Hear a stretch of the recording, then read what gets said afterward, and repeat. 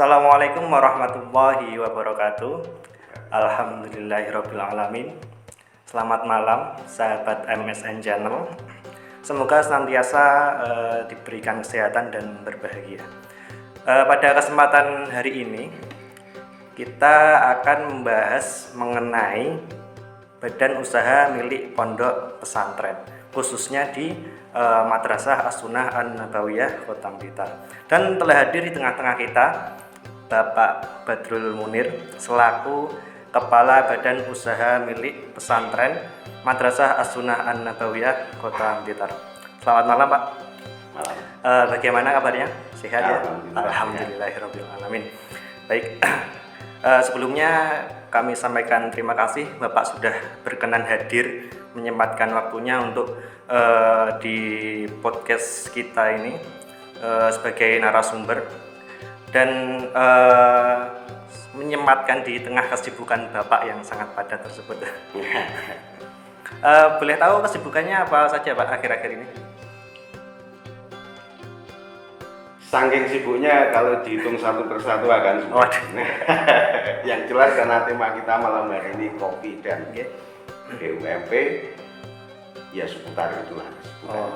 Jadi ya mengurusi BUMP, mengurusi kopi tersebut Pak ya. Ya, baik kopi dan per BUMP ya. Baik. Sebelum membahas tentang BUMP itu sendiri Pak ya, boleh diceritakan Bapak awal mula Bapak aktif di dunia BUMP itu dan sampai sekarang hingga menjadi pimpinan BUMP Madrasah As-Sunnah An-Nabawiyah ini. Terima kasih. Saya tidak tahu ini nikmat atau musibah. Di pengasuh pondok sini namanya Dr. Wahidul Anam itu satu ketika datang ke rumah ngobrol panjang lebar tentang pondok dan juga visi misi pondok ke depan. 1-2 pertemuan pada akhirnya beliau ngajak saya untuk ngajar di pesantren inilah. Salah satu visi dan misinya adalah pesantren ini akan mengusung tema kemandirian. Dan disitulah akhirnya muncul BUMP itu, badan usaha milik pesantren. Kurang lebih kayak gitulah singkatnya. Jadi awalnya itu mengajar dulu Pak ya, kemudian ya berlanjut di BUMP ini. Nah, BUMP itu apa sih Pak?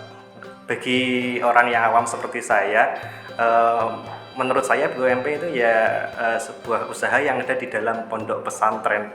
Sesimpel itu. Apakah memang seperti itu atau seperti apa? Betul. Kurang lebihnya ya kayak gitu. Kurang lebihnya kayak gitu. Cuman itu kan perkembangan baru di dunia pesantren. Jadi pesantren ini kalau dulu di zaman saya masih kecil, setahu saya ya cuman ngaji saja. Akhirnya ada perkembangan anak-anak yang sekolah bingung pesantren, akhirnya ada pesantren yang sekolah. Kalau di Malang ada pesantren mahasiswa.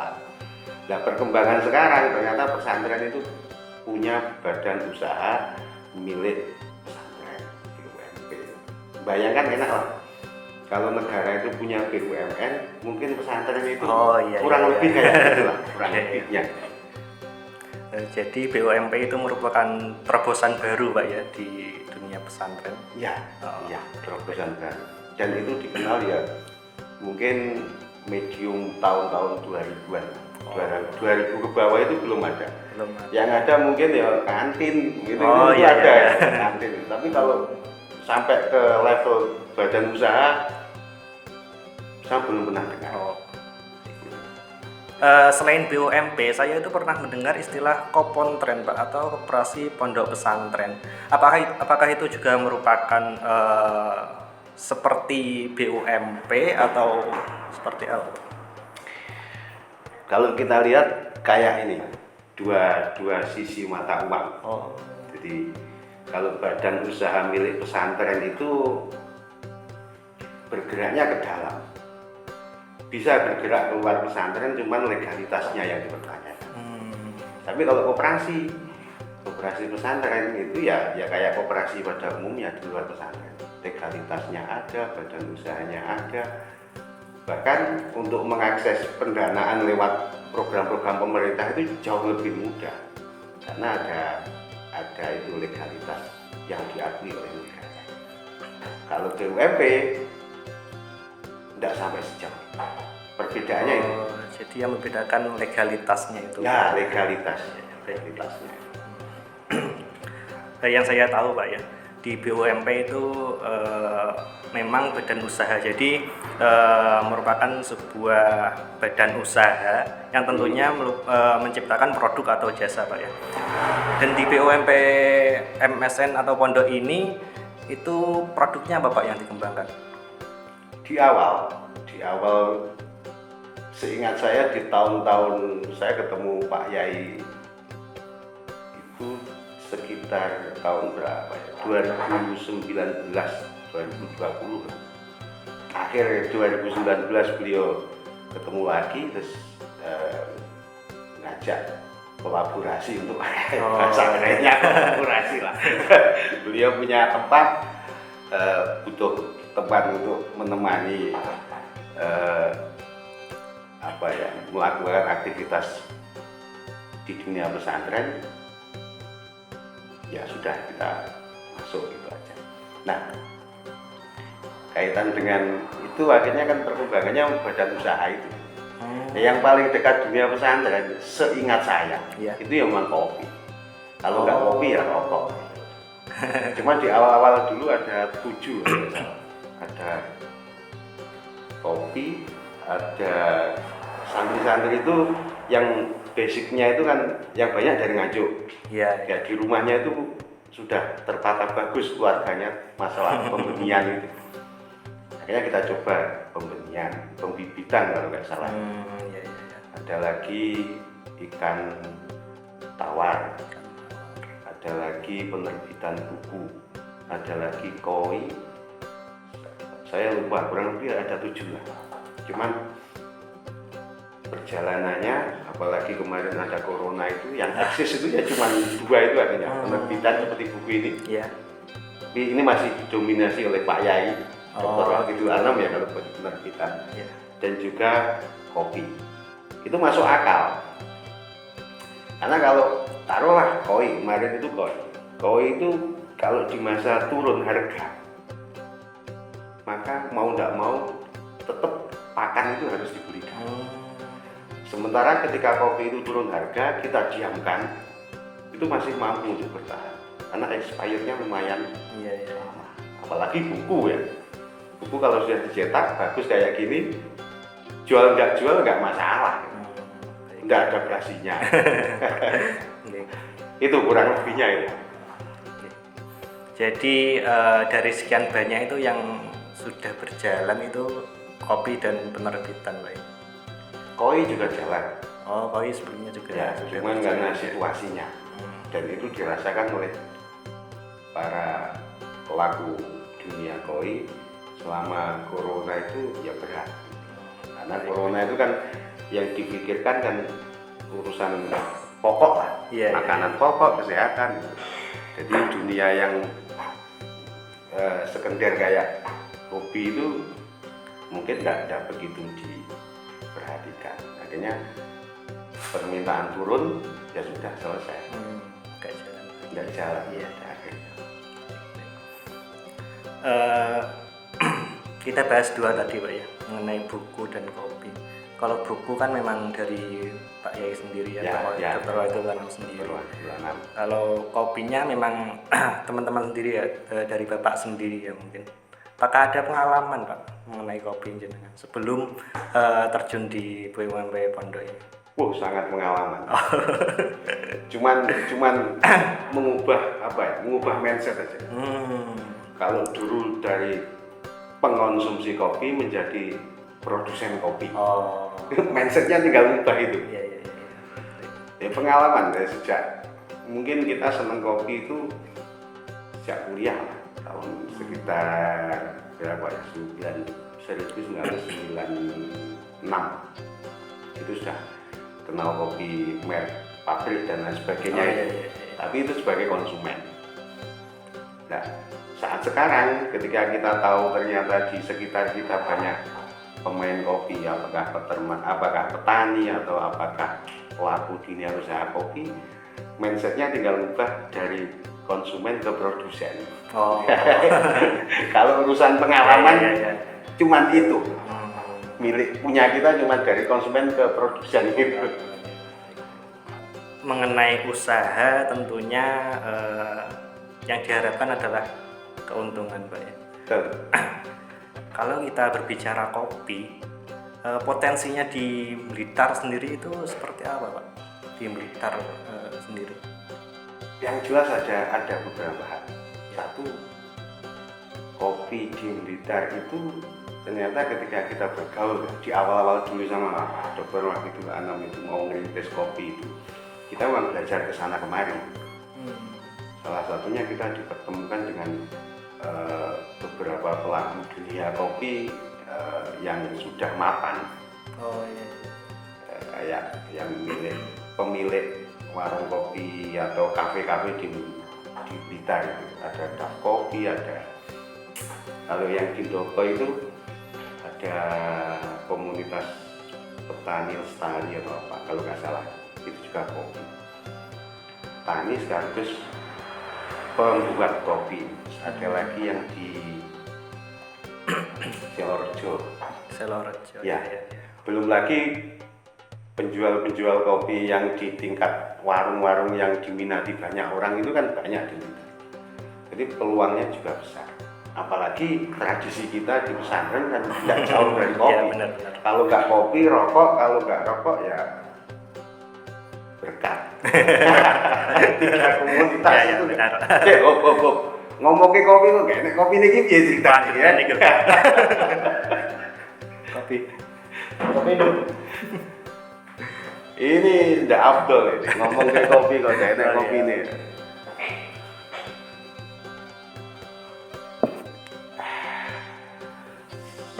Terima kasih. Ini boleh ngerokok ya? Monggo. Betul nama Pak.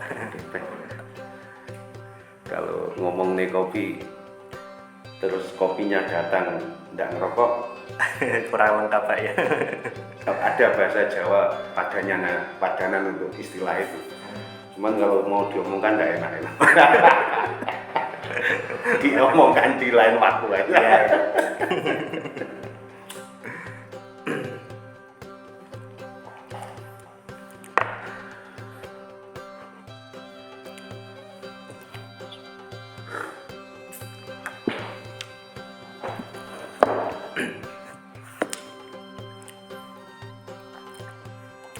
Jadi memang kopi itu berpotensi, Pak ya, kalau di Potensi. Blitar.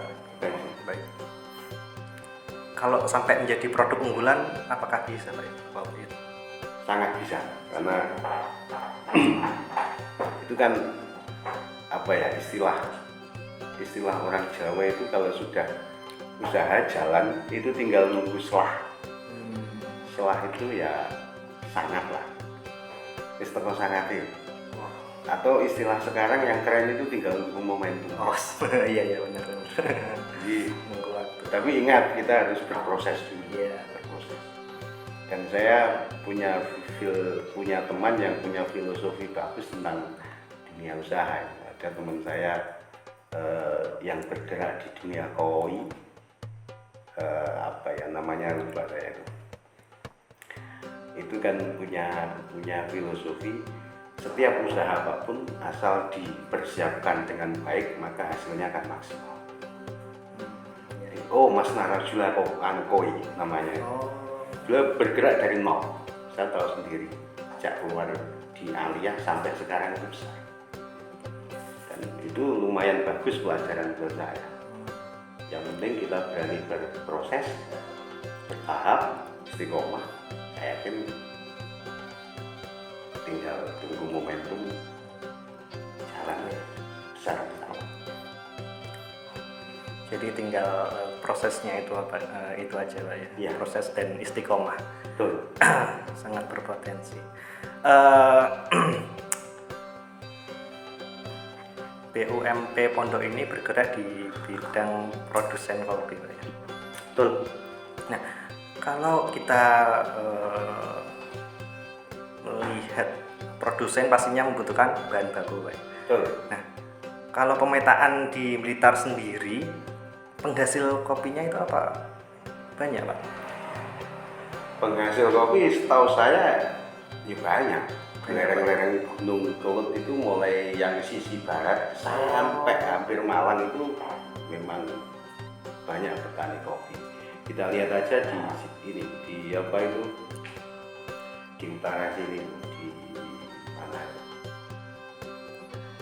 Saya sebut tadi di Ndoko, di daerah Gunung Butak, belum lagi yang di Sidoarjo, belum lagi yang ada di Wlingi ke utara itu di Sapai. Juga penghasil kopi. Cuman mungkin itu PR kita sebagai warga Blitar Raya untuk mempromosikan bahwasanya Blitar itu ada kopi. Oh.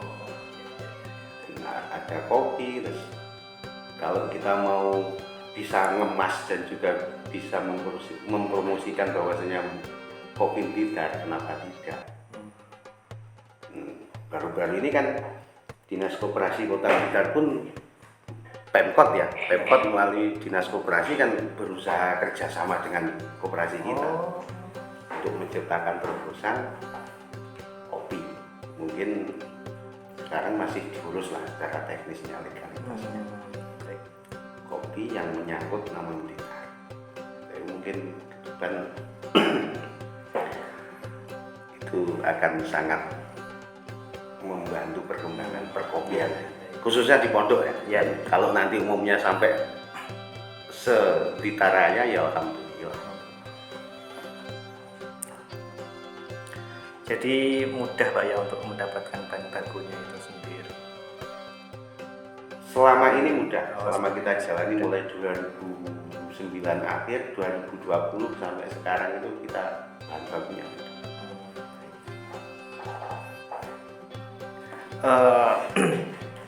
Kualitasnya, Pak, bahan baku yang dihasilkan Blitar ini maka sudah memenuhi kriteria baik menurut Bapak? Kalau lihat pemetaan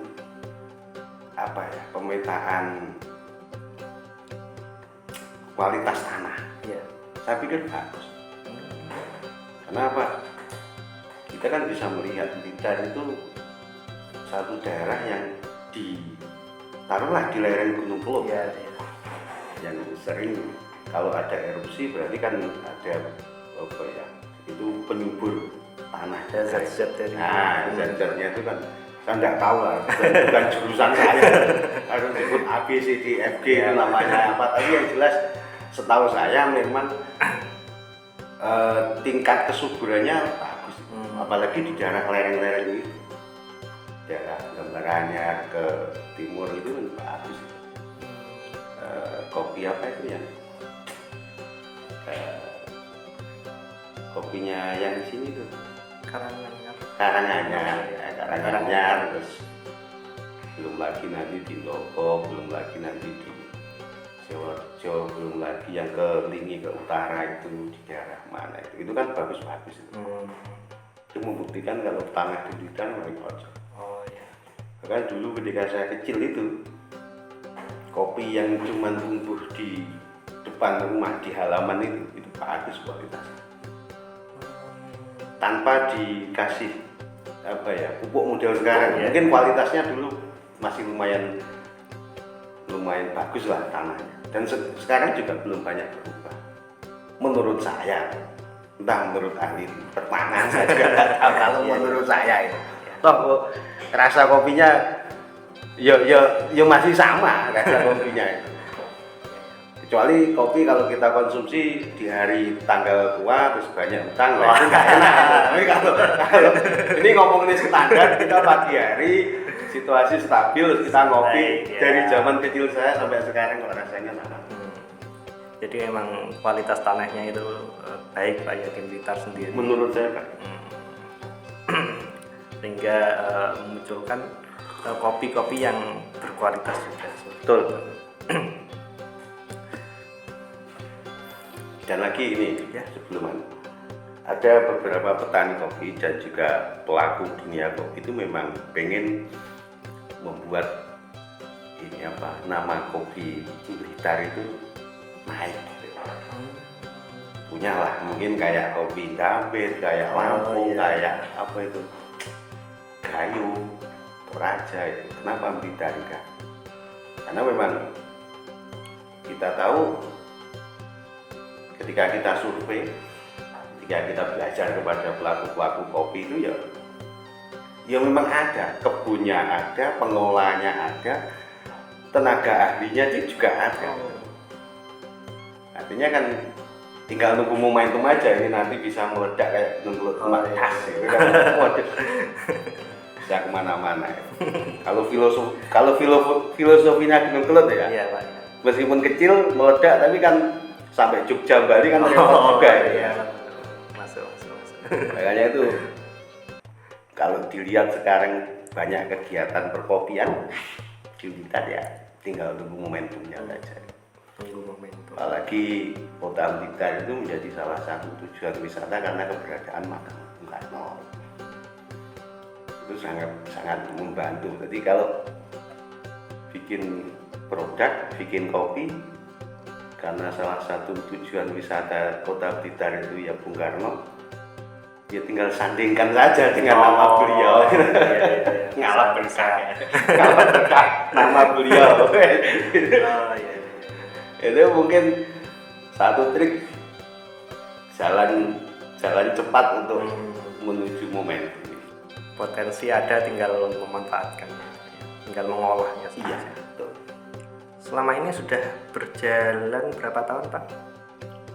BUMP MSN ini?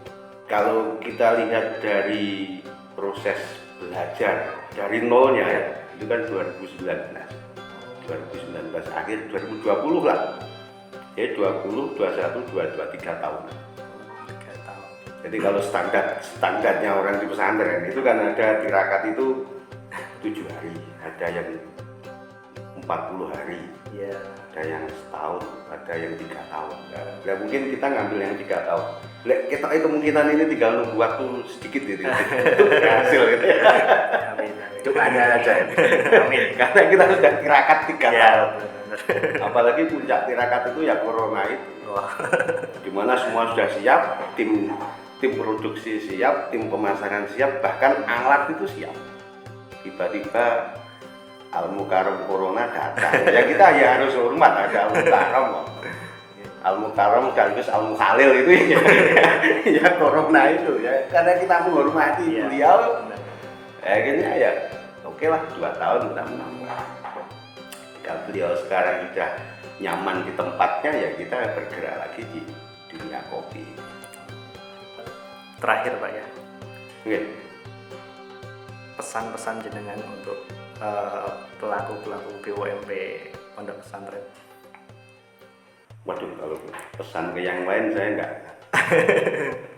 Atau ke santri-santri saja, Pak? Kalau ke santri pesannya terlalu banyak. Oh. Berapa saja? Intinya Yang gini. penting.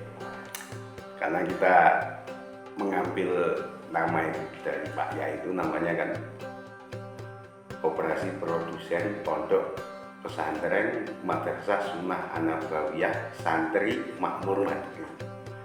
Tapi sebelum nama itu ada, saya masih ingat itu pengennya itu santri berkarya, santri merdeka, santri mandiri. Sebelumnya itu. Akhirnya beberapa waktu kemudian ketemu lagi, ternyata ada istilah makmur mandiri. Ke belakang lagi ada istilah santri makmur mandiri. Ya setuju saya. Namanya santri, kita orang Islam. Kalau sudah makmur itu kan berarti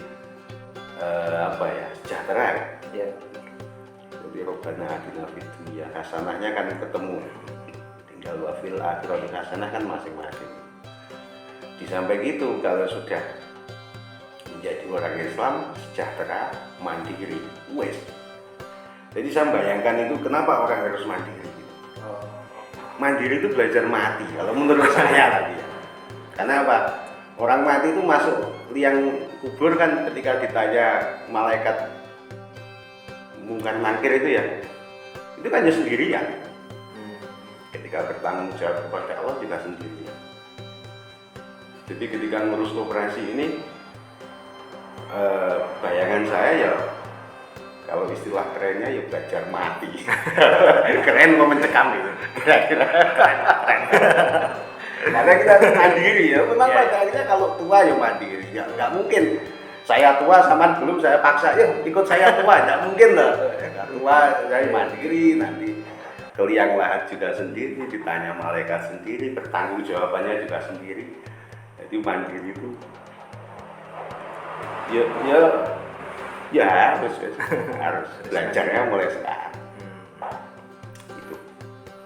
Jadi santri itu harus mandiri, Pak. Mandiri, tapi jangan lupa, jangan cuma mandiri, sejahtera. Oh. Apa artinya mandiri kan sejahtera itu? Terima kasih banyak sudah menyempatkan Sama-sama.